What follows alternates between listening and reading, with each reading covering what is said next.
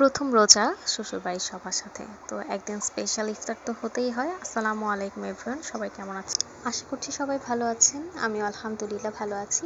তো আমরা গতানুগতিক যে ইফতারগুলো খেয়ে থাকি সেই ইফতারই এতদিন খেয়েছি, তো ভাবলাম আজকে স্পেশাল কিছু করি যেগুলো ভাজা পোড়া তেল মশলা একটু কম থাকবে। সেজন্য আমি চিকেনের আইটেম বেছে নিয়েছি।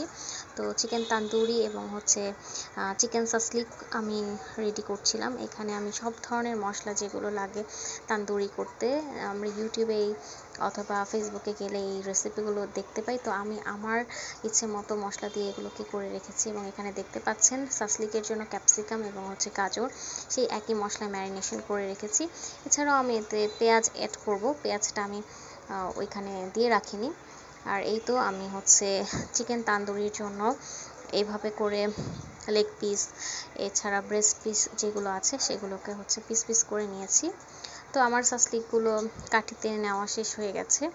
তো এখন এগুলোকে ভাজার টাইম এসেছে। অনেক সময় সাসলিকগুলো কি হয়, চিকেনটা ড্রাই হয়ে যায়। সেজন্য আমি যখন ম্যারিনেশন করেছি তখন সব মশলার সাথে একটু বাটার মেল্ট করে এটাতে দিয়ে দিয়েছি। অ্যান্ড আমি যখন ভাজতে থাকবো তখনও এটার মধ্যে একটু বাটার বা অয়েল বা যে মশলাগুলো আছে সেগুলোকে ওপর দিয়ে মাঝে মাঝে দিয়ে দিব, তাহলে এটা ড্রাই হবে না, একটু খেতে বেশি সফট হবে, মজা লাগবে। তো তারপরে দেখতেই পাচ্ছেন আমি কড়াইতে একদম অল্প তেলে দিয়ে দিয়েছি, অল্প তেলে এবং আঁচ কম দিয়ে এটাকে আমি করে নিব। তো আমি এখানে 7 পিসেসের আমার সাসলিক ফ্রাই প্যানে দিয়ে দিয়েছি এবং নেড়ে চেড়ে দিচ্ছিলাম ভালো মতো, যাতে সবগুলোতেই যতটুকু তেল দিয়েছি সেটা যায়। তো এই তো দেখতে পাচ্ছেন সবগুলো। এবং আমি এক পিস চিকেন দেওয়ার পরে সাথে এক পিস গাজর, তারপর একটা ক্যাপসিকাম, দেন একটু কিউব টাইপের কাটা বা বড় করে কাটা পেঁয়াজ দিয়ে দিয়েছি, দেন আবার এক পিস করে চিকেন এভাবে দিয়েছি। তো যার যেভাবে ইচ্ছা সেভাবে আপনারা দিয়ে নিতে পারেন। সাসলিকটাকে একটু দেখতেও সুন্দর লাগে, এটাই কথা। অ্যান্ড অপর পাশে অপর চুলায় আমি তান্দুরি দিয়েছিলাম, সেটা করছিলাম যেহেতু ইফতারের আগে আমরা এটা ভাজছিলাম। প্রায় আমি 1-1.5 ঘন্টা আগে এই কাজটা শুরু করেছি। আমরা গরম গরম খেতে যাচ্ছিলাম চিকেন তান্দুরি সাসলিক, সাথে আর একটা স্পেশাল জিনিস আছে যেটা সামনে দেখতে পাবেন।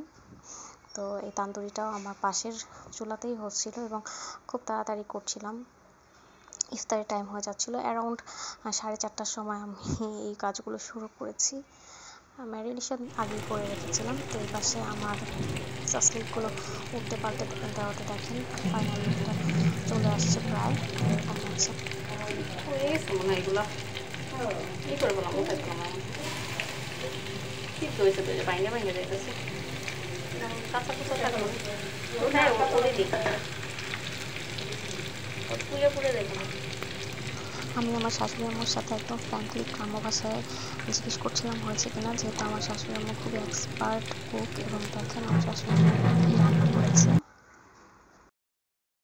স্পেশাল নান আমার শাশুড়ি আম্মুর হাতের করা, এটার ভিডিও করতে পারিনি, ইনস্ট্যান্ট তাড়াতাড়ি যেহেতু ইফতারের আগে করছিলাম। আমি বাটার দিয়ে দিচ্ছিলাম নান হয়ে যাওয়ার পরে গরম নানের ওপর। এই and final look of my shashlik দেখেন, মাশাআল্লাহ খুব সুন্দর আউটলুক এসেছে, খেতে খুবই ভালো ছিল, অনেকটা রেস্টুরেন্ট স্টাইলই করেছি। তো যত আমরা এগুলো করব তত আরও বেশি রান্নাগুলো ভালো হবে। যেহেতু এক্সপার্ট শেফ নই আমি, তারপর চেষ্টা করি বাসায় সবাই মিলে একটু স্পেশাল করে খাওয়ার জন্য। আমরা 7 মেম্বার্স ছিলাম, 7টা সাসলিক ছিল।